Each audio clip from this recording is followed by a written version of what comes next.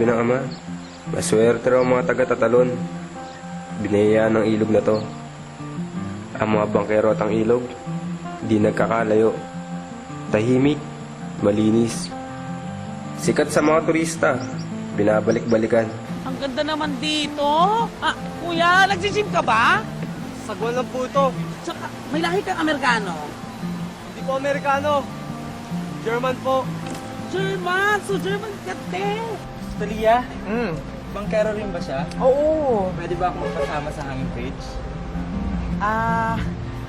Alam nyo kasi Sir Dexter, ano po si Alfred po kasi. Sir Dexter, ako na magsasagon sa inyo. Yan si Eman, ang pinakamalakas kumitang bangkero sa buong Tatalon. Baguhan ka lang ba? Parang di naman eh. Si Nato, sige lang ang bigay hilig sa turista niya. Ayos po ba sir? Ado, may pasayro ka na ba? Akin na lang pasakay niyan, kakarating ko lang, tsaka bagong ligo. Sir Mark, mas malaki yung sagwan niyan.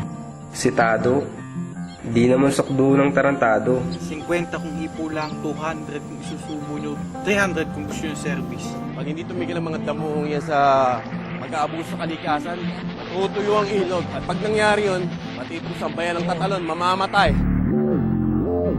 Ako si Talia, no, ang nag-iisang Diyosa ng Tatalon. Tatamaan ka ng kidlat sa sinasabi mo yan eh. Yan ang lihim ng Tatalon River. Ang ganda.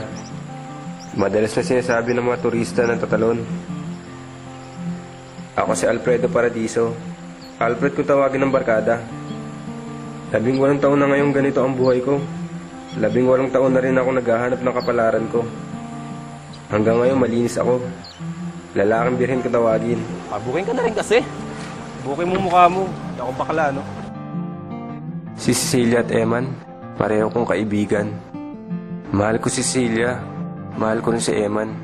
Bakit ganun? Tinuruan ako ni ina na matakot.